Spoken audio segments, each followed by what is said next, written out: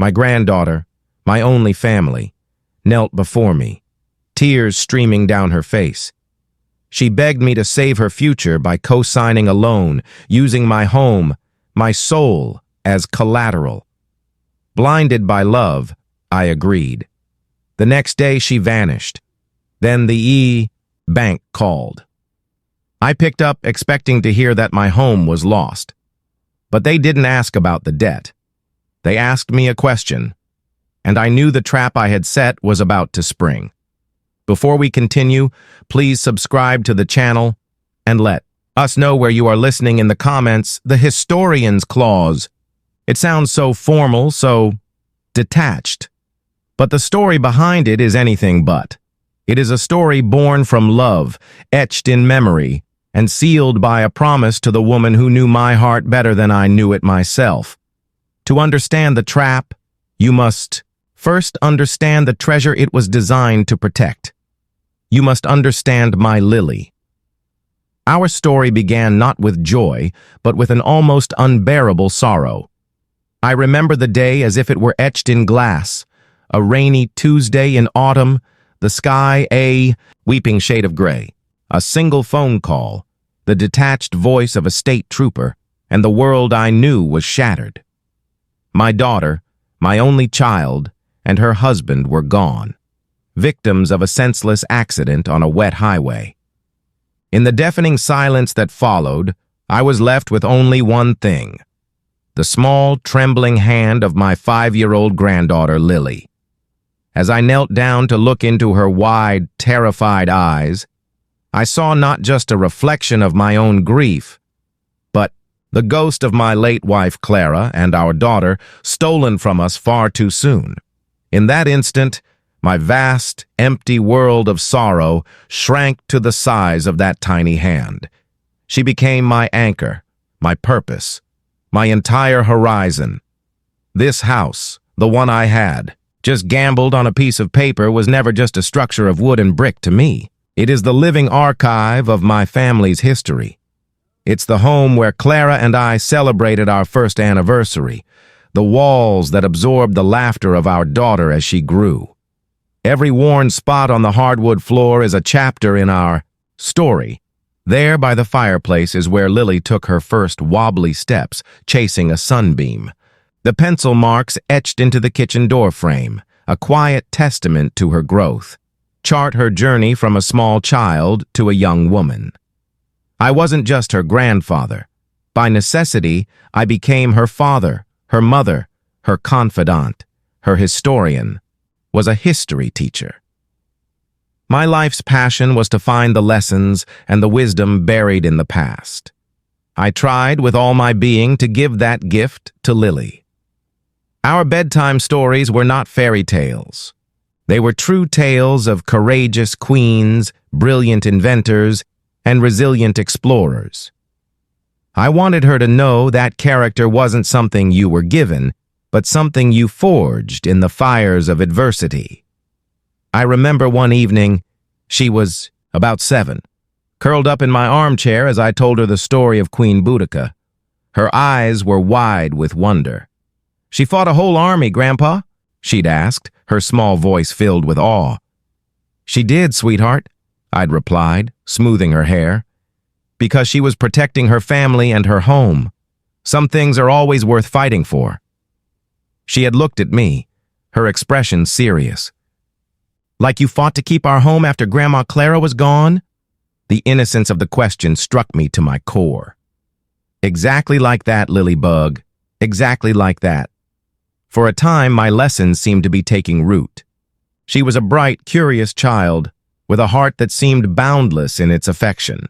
She was my shadow, my little historian in training. But as she entered her teenage years, I began to see a different kind of history being written. A story, influenced by forces beyond the quiet walls of our home. I saw a restlessness, a yearning for the glittering, ephemeral world she saw on her phone.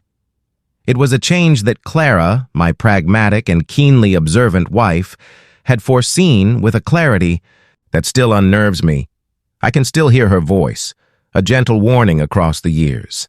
We were watching a 16-year-old Lily who had just masterfully talked her way out of being grounded after breaking curfew. Her arguments a brilliant mix of feigned remorse and clever logic. Clara had turned to me, a knowing, sad smile playing on her lips. "You love her too much, Sam," she'd said, her voice soft but firm. It wasn't a criticism, but a statement of fact. "How can I not?" I had answered, watching Lily with pride. "She's brilliant." "She is," Clara agreed, "but she's using that brilliance like a key to get what she wants, not to understand the world.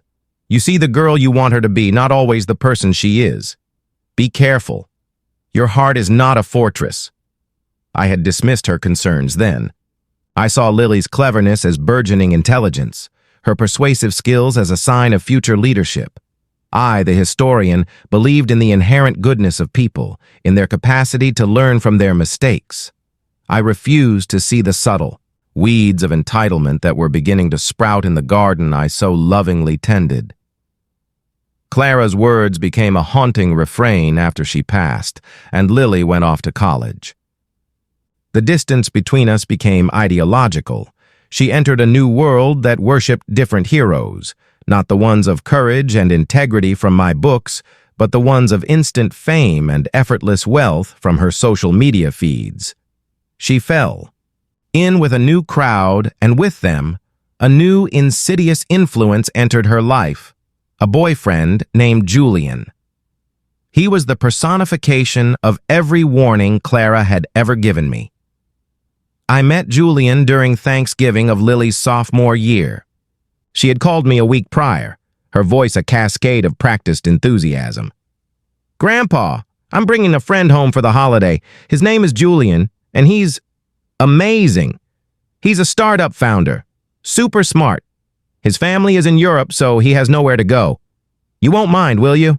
"Of course not, sweetheart," I had said, my heart warming at the thought of a full table again. "Anyone who is important to you is welcome in this house." That feeling of warmth evaporated the moment Julian walked through my door. He was older than I expected, probably in his late 20s, and carried himself with an air of unearned confidence. He was dressed in clothes that were meticulously designed to look casually expensive, and he offered a handshake that was firm but felt like a business transaction. "Samuel, a pleasure," he said, his smile not quite reaching his eyes. "Lily has told me so much about you, the famous history professor." "Just a teacher, Julian," I corrected gently, "and retired now." "Semantics," he waved a dismissive hand. "It's all about the brand. You've built a strong one." He looked around my living room, filled with books and memories, not with respect, but with the appraising eye of a man calculating its liquidation value. He picked up one of my prized historical artifacts, a small Roman coin from the Flavian dynasty. "Incredible," he said, though he was looking at its metallic gleam, not its history. "I wonder what this would fetch at auction." I felt a chill despite the warmth from the fireplace. Clara's voice echoed in my mind. "Be careful. Your heart is not a fortress." Throughout dinner, he dominated the conversation with tales of disruption, leveraging assets, and monetizing potential. He spoke of the world not as a place of history and human connection, but as a giant marketplace of opportunities to be exploited. Lily hung on his every word, her eyes shining with an admiration that pained me. She, who had once been fascinated by the courage of queens, was now mesmerized by the bravado of a charlatan. Later, as I was clearing the table, I overheard them in the living room. "He's a nice old man," Julian was saying, his voice low but carrying. "But he's sitting on a gold mine and doesn't even know it. This house, this location, he's living in the past." "He's not like that, Julian." Lily's reply was weak, defensive. "No, babe," he said, his tone shifting to something smoother, more persuasive. "That's what's so charming. But charm doesn't pay the bills in the 21st century. We just need to help him see the potential." Help him. The word twisted in my gut, After that visit, the help began. The small, almost innocent lies started first, then grew in audacity. It began with a phone call, her voice a perfect blend of panic and embarrassment. "Grandpa, I'm so sorry to ask, but my laptop just died. I have a final paper due tomorrow and I'll fail the course without it. The campus store has one, but it's $800. "Of course, sweetheart," I had said, my heart aching for her distress. "I'll transfer the money right now. Don't you worry about a thing." A week later, I was scrolling through her social media, a habit I had developed to feel connected to her distant life. And there it was. A photo of her and Julian laughing on. A sun-drenched beach during a weekend trip I didn't know she had taken. Slung over her shoulder was a new designer handbag, one I knew from the magazines Clara used to read cost around $800. When I gently confronted her over the phone, she dissolved into a cascade of well-rehearsed tears. "Oh, Grandpa, you don't understand," she sobbed. "Julian felt so bad for me. He surprised me with the trip after his big investment came through. The handbag was a gift. I used the laptop money for the laptop, I swear." She was a masterful storyteller. She knew which emotional levers to pull, which historical precedents of my forgiveness to cite. And each and every time, like a fool caught in a historical loop of my own making, I chose to believe her. I accepted her increasingly elaborate stories. I wired the money. I clung to the fading hope that the Lily I knew was still in there somewhere, just temporarily lost in the fog of a bad relationship and the pressures of her generation. The financial requests escalated. It was no longer about laptops. It was seed money for an app that never launched. It was a down payment for a car to get to an internship that never existed. Each request came with a more dramatic story, each lie more intricate than the last. I started dipping into my retirement savings, the nest egg Clara and I had so carefully built for our old age. I justified each withdrawal with the desperate logic of a loving grandparent. "This will be the last time. This is the one that will," finally set her on the right path. She just needs a little help to find her footing. My own life began to shrink in direct proportion to her demands. I stopped buying the new history books I loved. I put off repairing the leaky roof, placing a bucket in the attic instead, a quiet symbol of my own managed decline. I ate more simply. My world became a tense cycle of waiting for her next call, the next manufactured crisis, the next drain on my resources. And through it all, Julian's presence loomed in the background, a shadowy puppet master whose influence I could hear in her new, colder vocabulary and her dismissive attitude towards my old-fashioned values. The little girl who had once been fascinated by history was now a woman obsessed with the fleeting, empty status of the present. The final deception, the one that led her to my front door that fateful afternoon, was the culmination of everything. Julian had taught her. It wasn't a clumsy request for cash. It was a masterpiece of emotional manipulation, a story so perfectly crafted it could have been a chapter from one of my own history books about brilliant, tragic figures. She arrived. Unannounced, her appearance a stark contrast to the glamorous photos on her social media. Her eyes were red-rimmed and swollen, her expensive clothes looked rumpled, and she carried an air of genuine desperation. She fell into my arms, sobbing. "Grandpa, I'm in so much trouble," she whispered. Her voice choked with what I believed were real tears. I led her to the kitchen table, the very table where I had once helped her with her history homework, and made her a cup of tea, just as I had done 1,000 times before. She wouldn't look at me, staring instead at her trembling hands wrapped around the warm mug. "It's Julian," she began, the story tumbling out in a torrent of practiced misery. "He's not who I thought he was. The startups, the investments.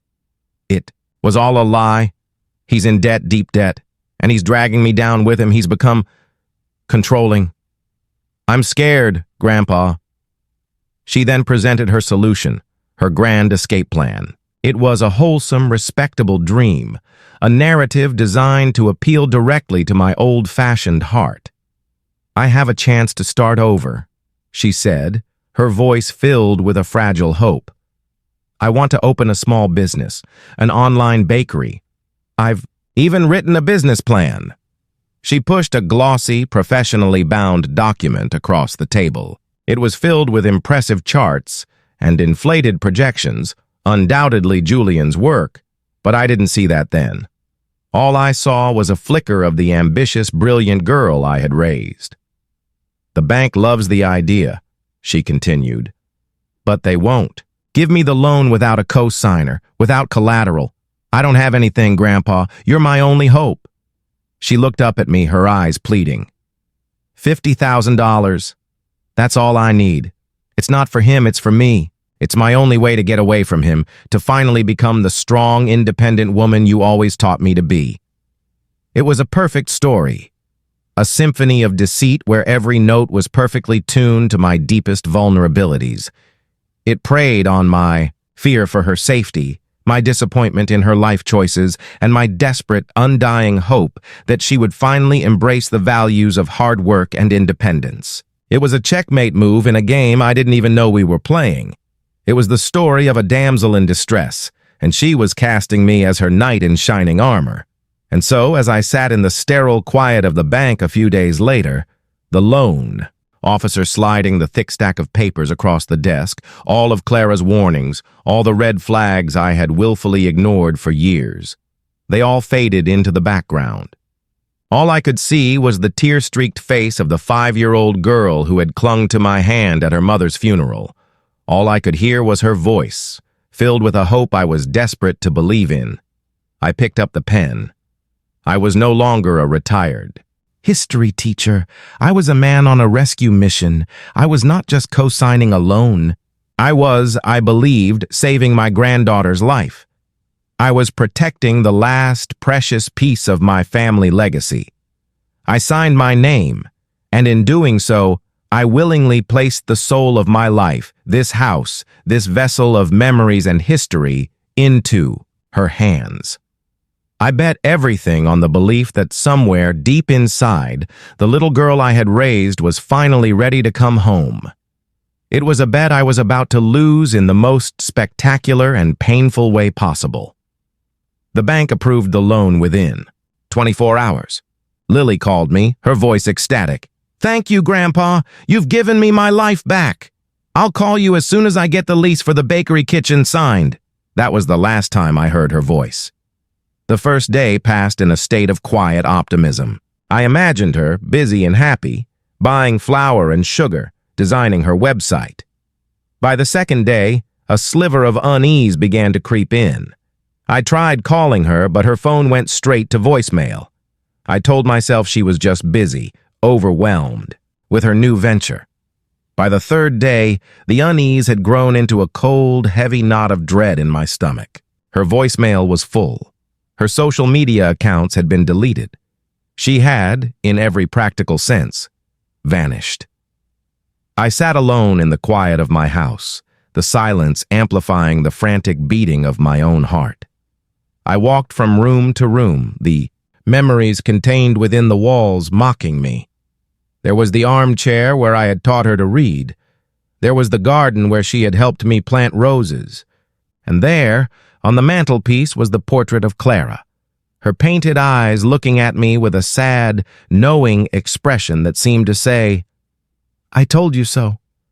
The truth descended upon me not like a sudden blow, but like a slow, creeping fog, chilling me to the bone. The story of the bakery, the escape from Julian, the tears. It was all a performance, a final grand act in a long-running play of deceit. They hadn't just lied to me. They had weaponized my love. They had used the very best. Parts of me, my hope, my trust, my desire to protect her, to orchestrate my downfall. The pain of the betrayal was a physical thing, a crushing weight that made it hard to breathe. It was a pain far worse than the fear of losing my home. Because in that moment, I realized I had already lost it. A house, is just a building. A home is made of trust. And my home had been shattered. The morning after my world fell apart for the second time, I woke to a house that felt alien. The familiar comfort of its walls had been replaced by a cold, mocking silence. Every object, every photograph, was a testament to a love I had poured into a leaking vessel. I was adrift in a sea of my own history, and the anchor I had clung to for so long had deliberately cut the rope. I made my morning coffee, the ritual mechanical, tasteless. I sat at the kitchen table, the very spot where Lily had performed her final devastating act, and stared at the phone. I expected it to ring. I expected a call from a stern-faced loan officer informing me that the first payment was due, that my home was now in jeopardy. I rehearsed the conversation in my head, the quiet resignation with which I would accept my fate. I had been a fool, and fools, as history has so often taught us, pay a heavy price. When the phone finally rang at precisely 9:00 a.m., my hand was steady as I picked it up. I was prepared for the end. "Mr. Samuel Flores, please," a professional, brisk voice said. "This is he," I replied, my own voice a dry whisper. "Mr. Flores, my name is Mark Coulson. I'm with the Transactional Security Department at Sterling National Bank. I'm calling regarding the loan account co-signed by you and a Ms. Lillian Flores." "Yes," I said, bracing for the impact. "I'm aware of it." "Good," he said. "Sir, I'm calling to verify a highly unusual series of events on this new account. The $50,000 loan was disbursed into the account yesterday afternoon. Minutes later, the entire sum was initiated as an international wire transfer to a non-extradition country. As you can imagine, this raised several red flags in our system. My heart, which I thought had turned to stone, began to beat a little faster. This was unexpected. "However," Mark continued, "the transfer has not been completed. It's currently frozen, pending final authorization. And that, sir, is why I'm calling you. It seems that when you signed the loan agreement, you attached a personal addendum, a security rider we've never encountered before. You called it the Historian's Clause." I closed my eyes, and for the first time in days, a sliver of light pierced through my grief. Clara's voice, a whisper from the past. "Your heart is not a fortress, Sam, but your mind is a library. Use it." "Yes," I said, my voice finding a strength I didn't know it still possessed. "The Historian's Clause. I remember it well. Frankly, sir, our legal team was fascinated by it," Mark said, a note of genuine curiosity in his voice. "It's an incredibly clever piece of personal contracting. It stipulates that any and all transfers from this account exceeding $1,000, particularly those directed internationally, require a live, recorded verbal confirmation from both co-signatories, speaking a specific, predetermined code phrase." "And what is that code phrase, Mr. Coulson?" I asked, though I already knew the answer. "The phrase is, 'Clara sends her regards.' An unusual choice, sir, if you don't mind my saying so." "No, Mr. Coulson," I said, a slow, cold smile spreading across my face. "It's the most appropriate choice in the world. They thought I was a fool, a sentimental old man, easily swayed by tears and a well-told story. They didn't know that a historian's greatest strength is the study of patterns. I have read thousands of stories, from the fall of Rome to the rise of modern financial scams. I have studied the methods of con artists, the tactics of traders, the timeless patterns of human greed. I recognized the game Lily and Julian were playing, even as I was letting my heart pretend otherwise. When I sat at that table in the bank, I was not just a grieving grandfather. I was a historian analyzing a primary source document, the loan agreement. And like any good historian, I added a footnote, a small, almost invisible clause buried deep in the fine print, a clause that seemed so eccentric and specific that the bank's legal team, after a brief review, had allowed it. It was my safeguard, my intellectual insurance policy against the very betrayal my heart was refusing to see. I had hoped, prayed, that it would be a dead letter, a historical curiosity that would never need to be invoked. But history, as it so often does, had repeated itself. "So, Mr. Flores," Mark's voice brought me back to the present, "we have not been able to reach Ms. Flores for her verbal confirmation. Without it, the $50,000 transfer will remain frozen. What are your instructions?" The historian in me, the quiet, analytical man who had been silenced by grief, was now fully awake. The board was set. The pieces were in place, and my opponent had just made a critical, arrogant blunder. "Mr. Coulson," I said, my voice now calm and authoritative, "my instructions are simple. First, you will keep that transfer frozen indefinitely.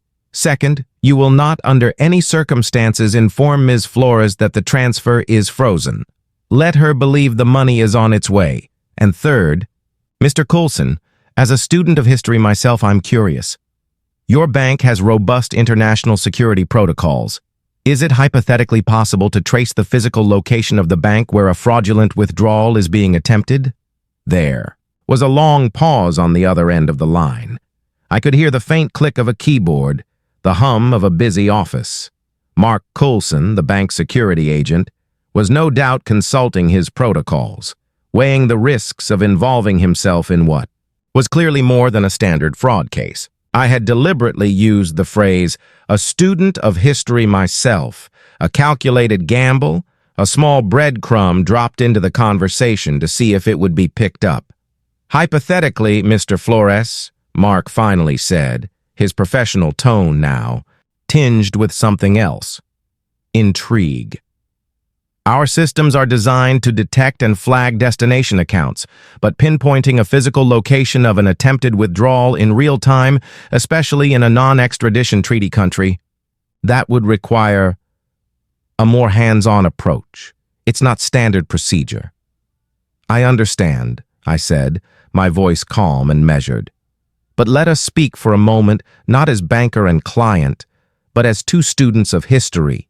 History teaches us that the most successful strategies are often the ones that deviate from standard procedure. Hannibal crossing the Alps, Washington crossing the Delaware. They won because they did what their opponents believed was impossible." Another pause, shorter this time. I could almost hear the gears turning in his head. "The account the funds were wired to is in the Cayman Islands," he said. "The information, a clear breach of protocol, a sign that he was now a co-conspirator. A notorious haven for financial secrecy. However, even there, regulations require in-person identity verification for withdrawals over $10,000. They can't just drain the account from a laptop." "Exactly," I said, a surge of adrenaline sharpening my thoughts.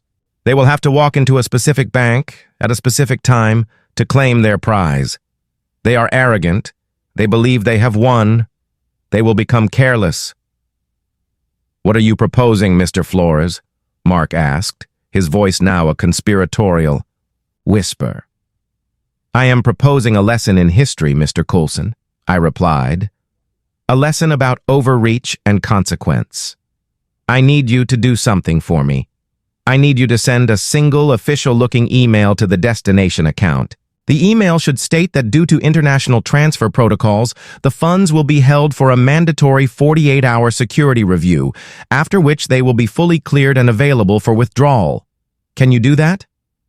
I suppose I could. "Authorize such a notification," he said, the excitement of a historian presented with a real-world puzzle overriding his caution as a banker. "It would give them a specific timeline. It would make them feel secure. Force them to stay put and wait." "Precisely," I said. "It gives them a clock to watch, while preventing them from getting suspicious and trying to move the funds elsewhere. It keeps the cheese in the trap. Now, for the second part of my request. I need to know the exact physical address of the bank branch tied to that account number, and I need to know if your institution has any professional contacts, any security, liaison, in that jurisdiction. This was the bigger ask, a request that went far beyond his duties. But I was no longer just a grieving old man. I was a teacher, and I had just found a very willing student. I spent the next 20 minutes talking to Mark, not about banking, but about history. I spoke of the intricate intelligence networks of the ancient world, of how the Romans used financial records to track their enemies, of how medieval merchants used coded letters to protect their assets. I wasn't just asking for his help. I was appealing to his passion. I was showing him that what we were doing was not just a fraud case, but a modern-day application of historical strategy. By the end of the call, Mark was no longer just an employee. He was an ally. He promised to get me the information I needed. "Mr. Flores," he said before we hung up, "this is the most interesting case I've ever worked on." "History, Mr. Coulson," I replied, "is always more interesting than fiction." While Mark worked his channels within the bank, I began to work my own. A life spent teaching history has one unexpected benefit. You meet a great many people who go on to do extraordinary things. I spent the rest of the day in my library, not grieving, but planning. I pulled out old yearbooks, address books, and alumni newsletters. My fingers traced the names of former students, young men and women whose essays on military strategy and political diplomacy I had once graded. One name stood out, Ambassador Thomas Sterling.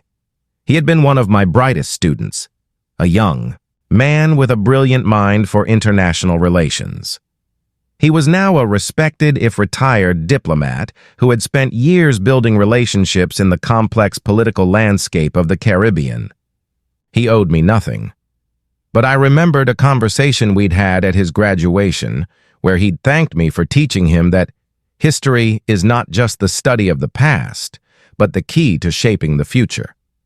It was time to see if he still believed. That, I found his private number through the university's Alumni Association. My heart pounded as I dialed, a general preparing to call in his most powerful cavalry. "Ambassador Sterling's office," a crisp voice answered. "My name is Samuel Flores," I said. I was his history teacher. "I need to speak with him. It is a matter of historical importance." I expected to be put on hold, to be vetted by a series of assistants. Instead, the crisp voice on the other end simply said, "One moment, please." Less than a minute later, a familiar, deeper voice came on the line, a voice I hadn't heard in over 30 years, yet it was instantly recognizable. "Professor Flores? Is that really you?" "It is, Thomas," I said, a wave of relief washing over me. "Though I believe it's Ambassador Sterling now." He laughed, a warm, genuine sound that bridged the decades between us. "To you, I'll always be the kid who almost failed his paper on the Peloponnesian War. To what do I owe the honor of this call? I trust it's not to discuss Thucydides." I took a deep breath. I had one shot to make him understand. I laid out the entire story, not as a grieving grandfather, but as a historian presenting a case study. I spoke of the betrayal, the loan, the frozen transfer, and the destination, the Cayman Islands. I explained my strategy, the 48-hour delay, the need for in-person withdrawal, the trap I was trying to set. I didn't ask for his pity.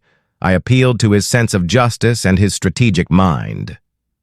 When I finished, there was a long silence on the line. For a moment I feared I had overstepped, that I had mistaken a student's past politeness for a lifelong bond. "She used your own history, your own home, against you," he finally said, his voice now cold and hard, the voice of a diplomat who has seen the worst of human nature. "That is an act of barbarism that cannot stand. What do you need from me, Professor?" "I need your contacts, Thomas," I said, my voice gaining strength. "The bank has given me the physical address of the branch in Grand Cayman, but I am just an old teacher. I have no power there. I need someone on the island, someone in local law enforcement who is trustworthy, discreet, and who might be willing to listen to an old friend of a former U.S. ambassador. I could hear him typing on his keyboard. The Caymans? Yes. The police. Commissioner there. A man named Alistair Finch. No, not Finch. A different Finch. Alistair Croft. A good man. We worked together on a nasty bit of business involving financial fraud some years back. He's ex-Scotland Yard. Sharp. Incorruptible. He owes me a favor. My heart soared. This was more than I could have hoped for. Let me make a call, Professor, Sterling said, his tone now all business. I will not tell him the whole story. I will simply tell him that a dear friend of mine, a man of great integrity, has been the victim of a significant fraud, and that the perpetrators will be attempting to access the stolen funds at a specific location within the next 48 to 72 hours. I will ask him to place the bank under quiet surveillance and to act if and when you give the signal. Will that suffice? It will more than suffice, Thomas, I said, my voice thick with emotion. I don't know how to thank you. Thank me by teaching them a lesson in history they will never forget, he replied. Let me know when the time is right. We will coordinate the final act together. We hung up, and for the first time I felt the cold grief in my heart being replaced by something else, a white-hot, righteous fire. The board was no longer just a local map, it was a global one. I had an ally in the financial system and an ally in the diplomatic world.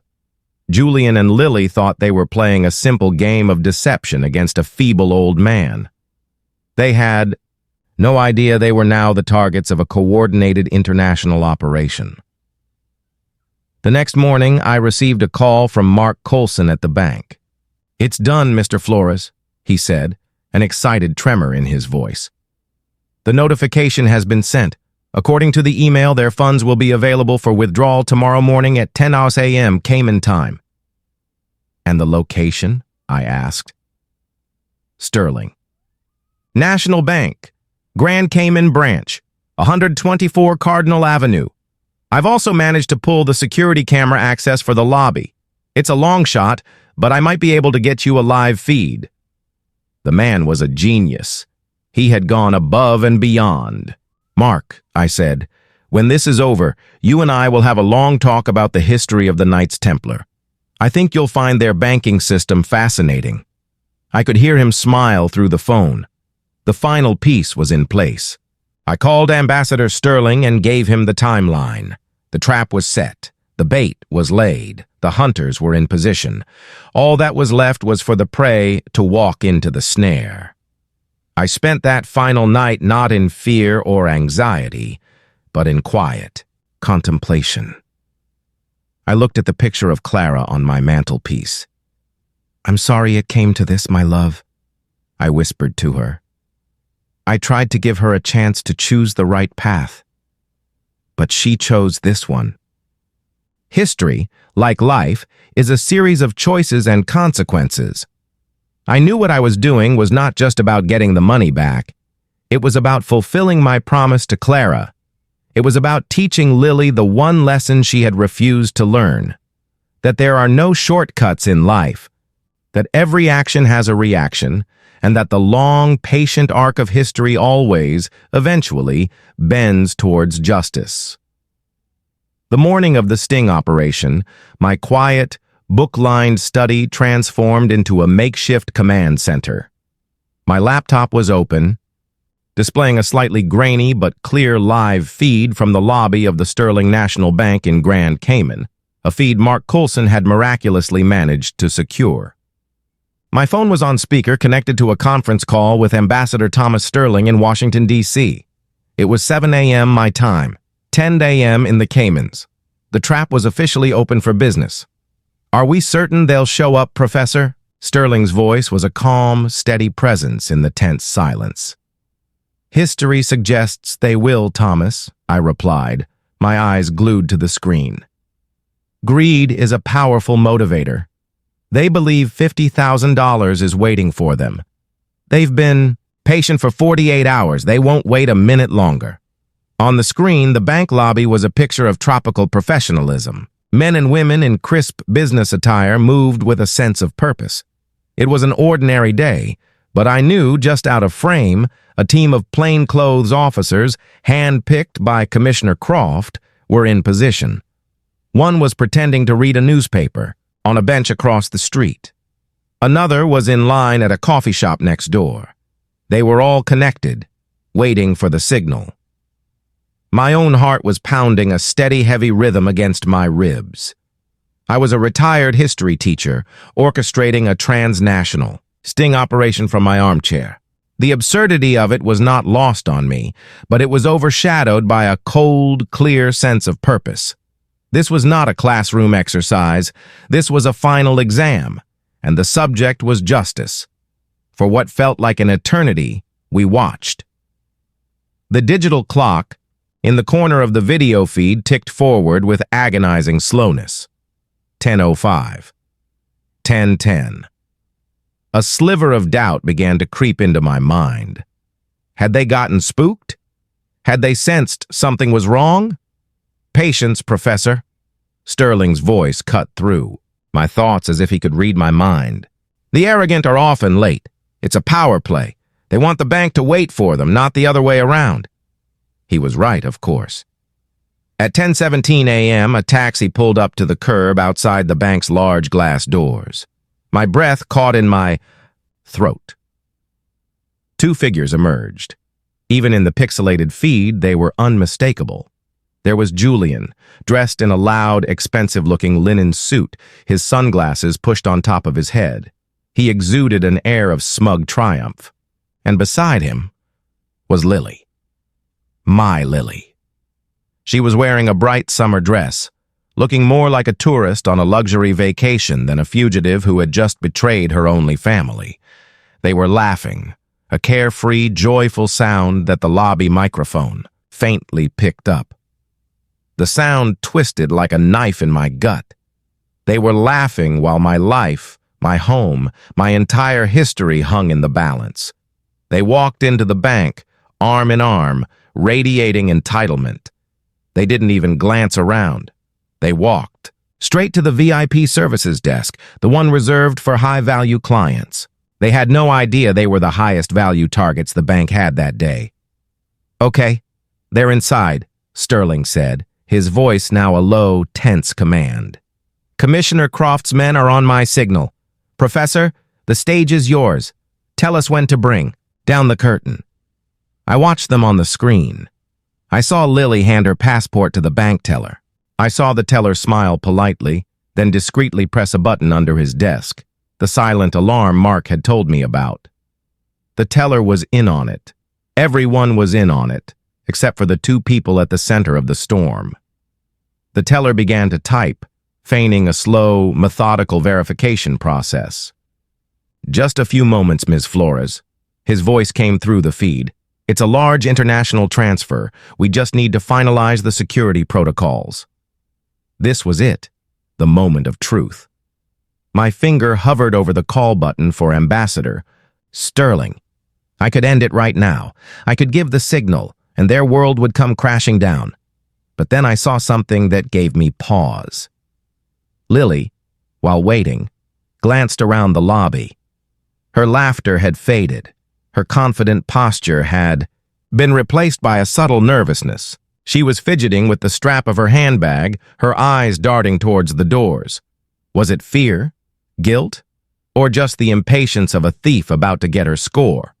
For a fleeting second, I saw not the hardened criminal, but the frightened little girl I had raised, a girl who had waded into waters far too deep for her. A part of me, the foolish, grandfatherly part, wanted to call it all off, to simply let the money go and pray she would learn her lesson some other way. Then Julian put his arm around her. He leaned in and whispered something in her ear, and she smiled, the brief flicker of doubt in her eyes extinguished, replaced once more by the hard gleam of greed. He had pulled her back from the edge, and in that moment, I knew what I had to do. Clara's voice echoed in my mind. "She needs to understand that choices have consequences, Sam." I took a deep breath. "Thomas," I said, my voice steady and clear. "It's time." "The signal is given," Ambassador Sterling's voice confirmed in my ear, crisp and professional. "Croft's team is moving in. Stand by, Professor." On my laptop screen, the scene in the bank lobby played out like a silent, slow-motion film. I saw the man who had been reading the newspaper across the street fold it neatly, place it in a bin, and walk purposefully towards the bank entrance. The couple who had been sipping coffee at the cafe next door stood up in unison and followed him. Two more figures detached themselves from the flow of pedestrians, their movements calm but deliberate. They were converging on the entrance from all sides, a perfectly coordinated net closing around its unsuspecting prey. Inside the bank, the teller looked up from his computer, his professional smile still in place. "All right, Ms. Flores, Mr. Julian," he said, his voice a model of polite efficiency. "Everything appears to be in order. If you'll just step this way into our private client office, we can finalize the transaction." He gestured towards a frosted glass door behind the counter. It was the final piece of the trap, a secluded room with no other exits.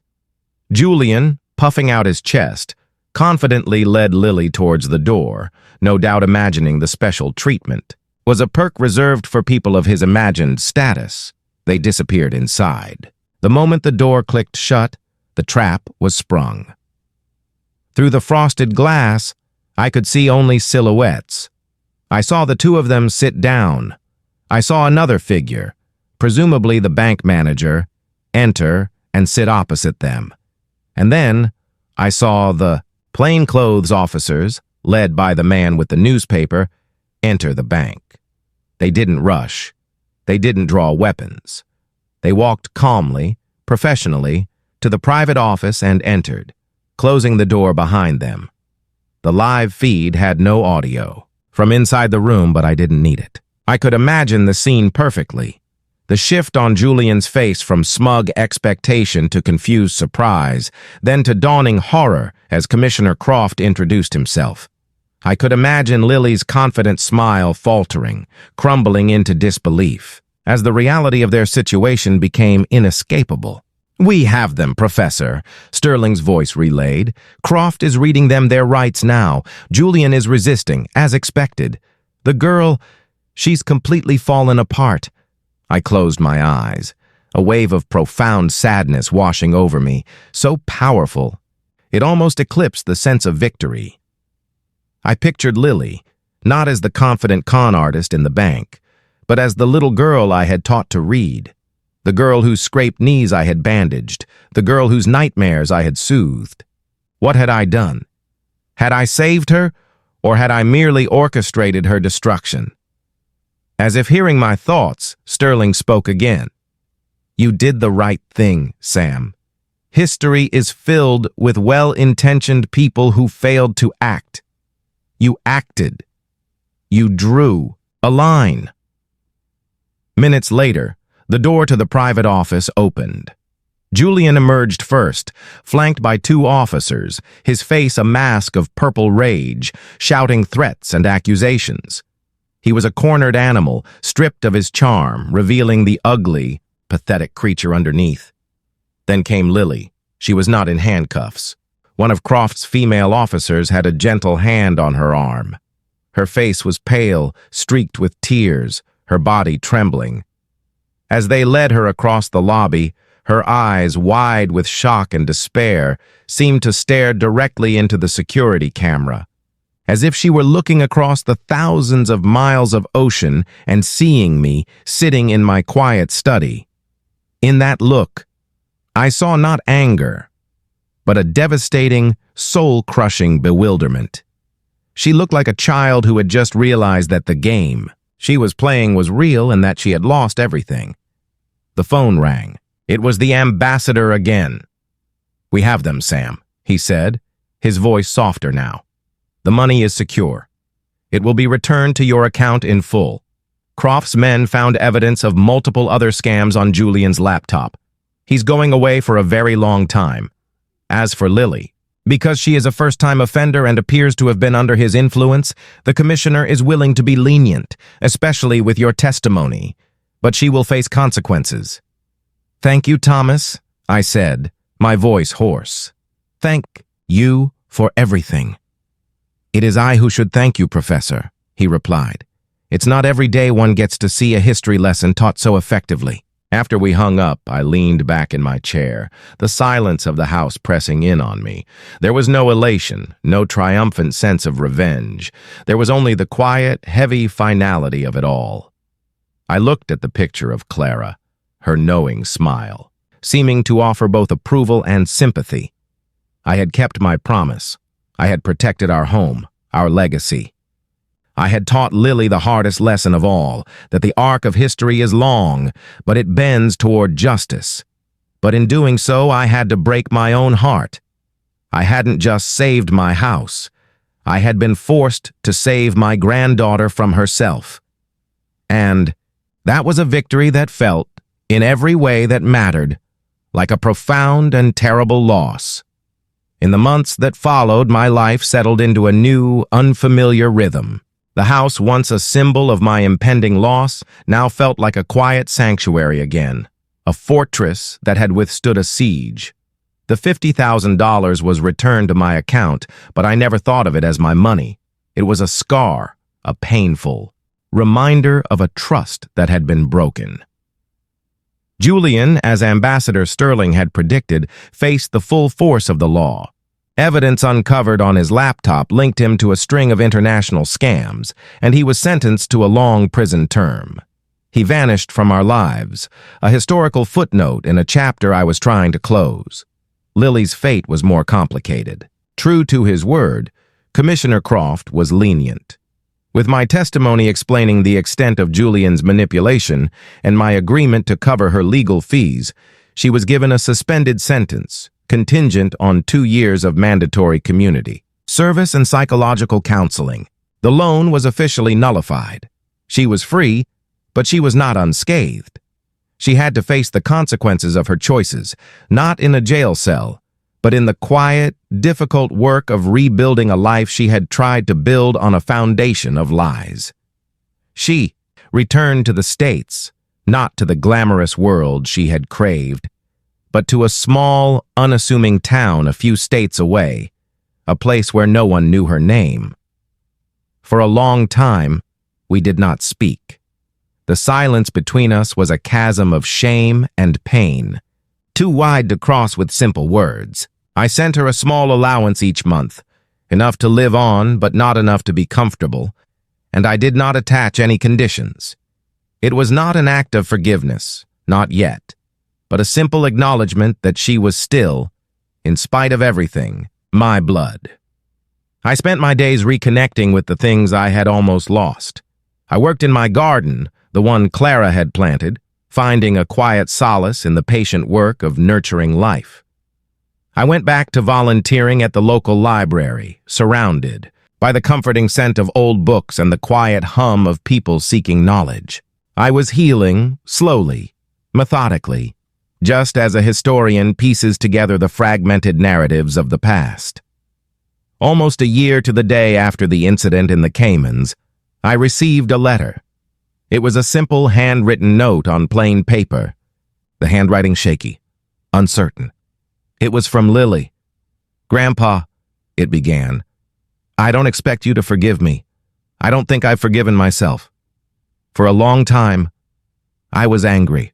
I blamed you for taking away my one chance.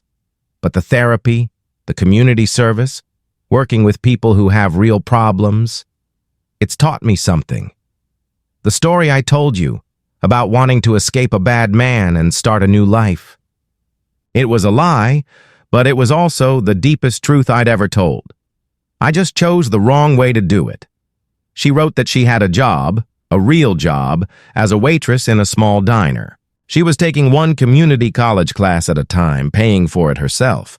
She was learning to bake, not for a fake online business, but for herself. She didn't ask for money. She didn't ask for anything. She just ended the letter with 3 simple words: "I am sorry." I held that letter for a long time, the paper absorbing the warmth of my hand. The historian in me saw the patterns, the possibility of a redemption arc. The grandfather in me felt a flicker of the old, dangerous hope. Several months later, I drove to her town. I found her in that small diner, wearing an apron, her hair tied back simply, her face free of the expensive makeup she used to wear. She looked older, tired, but her eyes were clear for the first time in years. When she saw me sitting in a booth, she froze, a coffee pot trembling in her hand. I didn't say anything, I just looked at her, and in that long, silent moment, something shifted. The wall of anger and betrayal that had stood between us began to crumble. She walked over to my table. "Grandpa," she whispered, her voice thick with unshed tears. "Hello, Lily Bug," I replied, the old nickname slipping out naturally. I didn't come to offer her a shortcut or to wipe her slate clean. I came to do what I should have done from the beginning. I came to offer my support, not as a bank, but as a grandfather. We talked for hours, not about the past, but about the future, about her classes, her work, her small, hard-won accomplishments. I did not save my house from my granddaughter that day the bank called. In a way, I saved my granddaughter from herself. I taught her, in the harshest way possible, that the easy path is almost always a trap. Because the greatest inheritance a historian can leave is not a house full of artifacts, but the wisdom to understand that history is not just something you read in a book. It is something you build, one honest, difficult choice at a time. Clara, my love, you were right. I was too trusting. But perhaps, just perhaps, it is that trust, even when broken, that gives people the one thing they need to write a new chapter for themselves. The belief that a second chance is always possible. If this story of difficult choices and second chances has touched you, let us know by liking this video and sharing it. And please subscribe for more stories that explore the complex lessons of history and the human heart. Thank you for watching.